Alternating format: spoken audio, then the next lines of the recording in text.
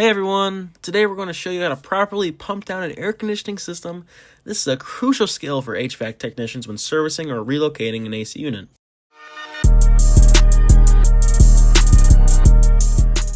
Let's get started. This is our HVAC technician, Matt. Wave to the camera, Matt. Awesome.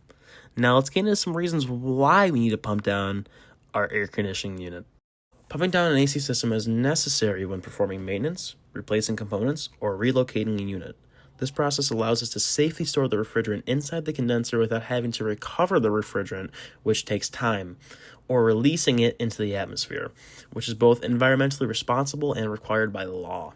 By closing the liquid valve, we force the refrigerant to move from the evaporator in the suction line into the condenser, where it remains stored until the system is restarted or serviced. Before starting, always wear your safety gear, such as safety glasses. Make sure the system is turned off and you have the correct tools, a refrigerant wrench, and a refrigerant manifold gauge. To simulate an HVAC technician working on an AC unit, Matt is going to connect his manifold hoses to the unit. The blue hose goes to the low pressure side and the red hose goes to the high pressure side.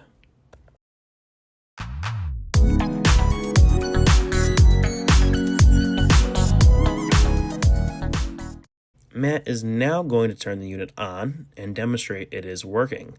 Matt is now going to turn his wrench clockwise and mid-seat both service valves.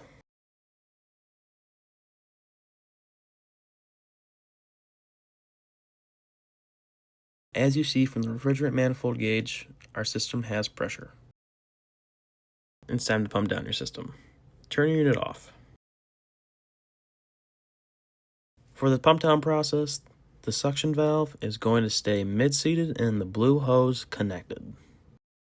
Now we are going to take off our high side hose, but first we have to backseat it so no other refrigerant can escape the system. To do this, we place our refrigerant wrench on top of the stem and drive it counterclockwise until you cannot anymore.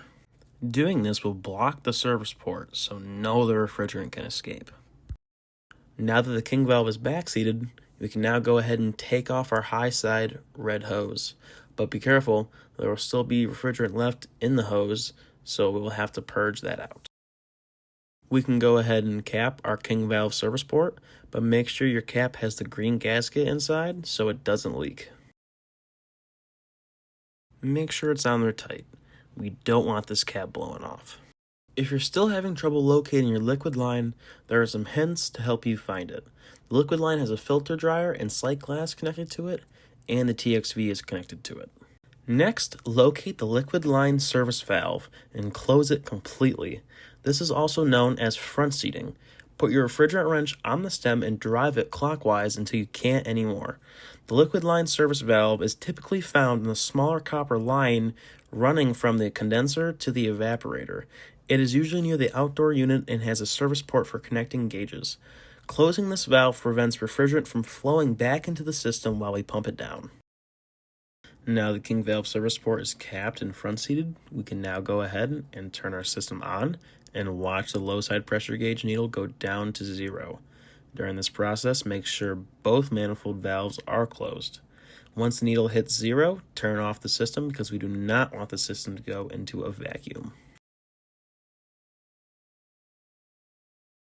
During this process, you will notice the needle goes down to 0 and Matt will turn off the system.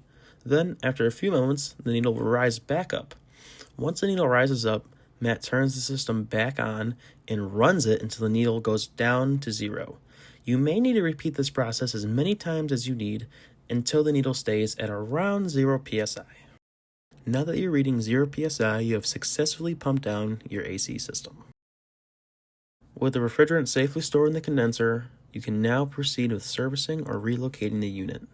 And that's it. You have successfully pumped down an AC system. Once you're ready to get your system back up and running, locate the king valve and backseat it. To do this, place your refrigerant wrench on the stem and turn it counterclockwise. Once you've fully backseated it, you can now turn your system back on and it will run as normal.